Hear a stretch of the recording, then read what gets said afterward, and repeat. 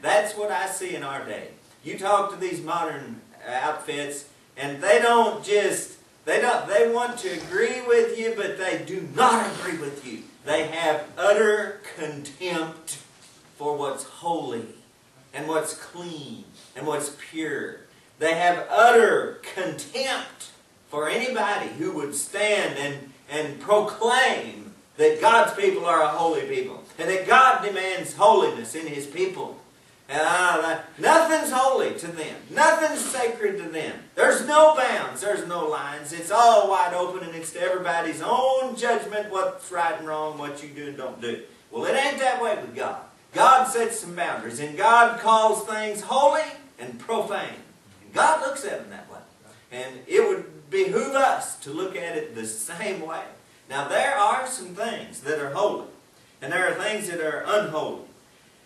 To profane something means to violate anything sacred, or to treat it with abuse. When they profaned the temple, what did those heathens do to profane the temple? Do you remember reading about it? They sacrificed hogs on the altar of the Lord and profaned the holy temple.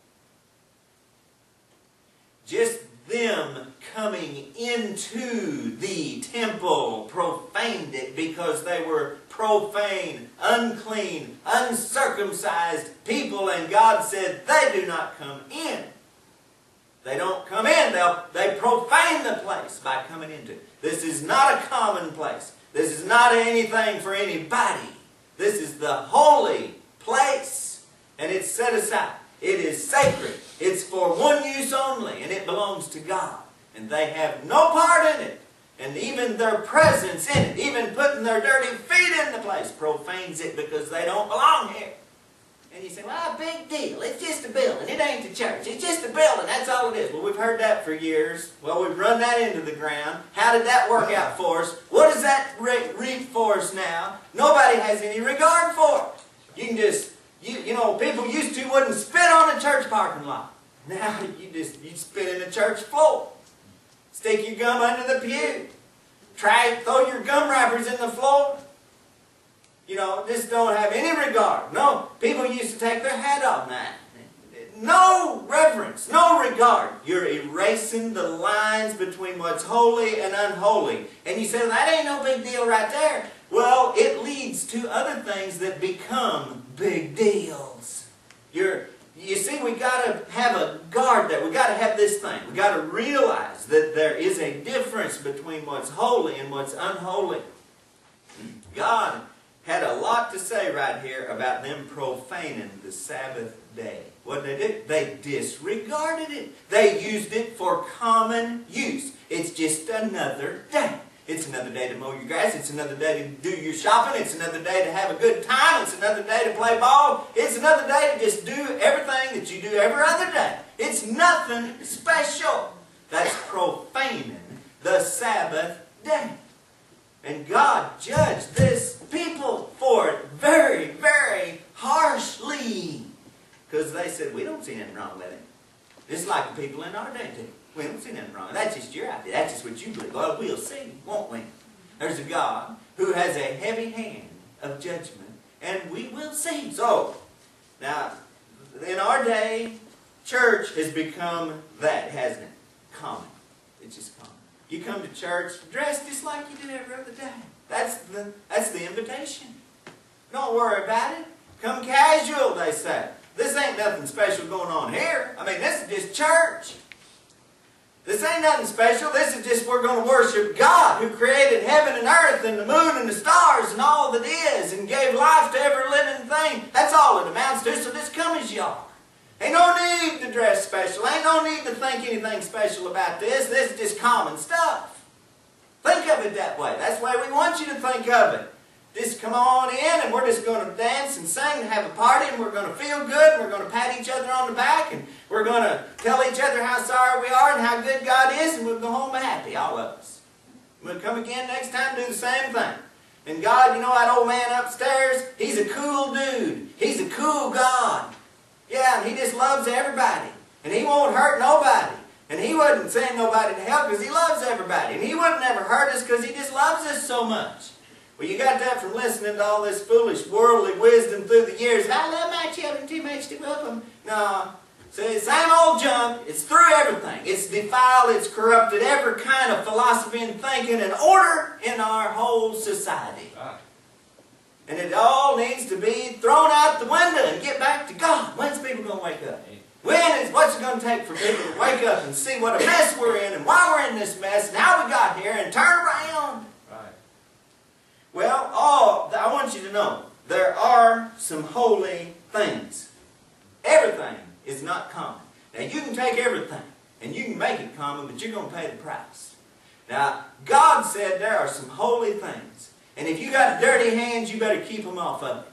And if you want to use it for dirty things, you're going to be sorry that you took holy things and used them for common, dirty uses.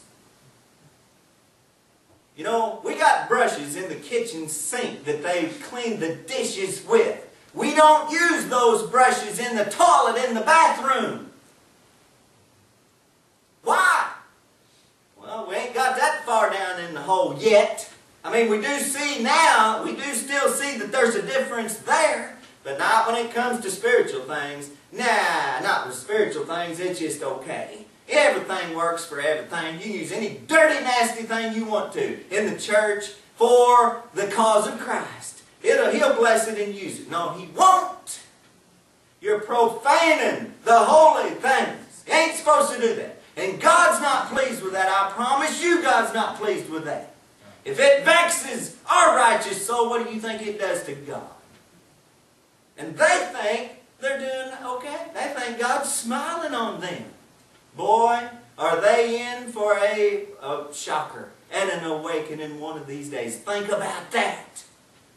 Lord, Lord, didn't we do many marvelous works in Thy name? It's going to be some of them.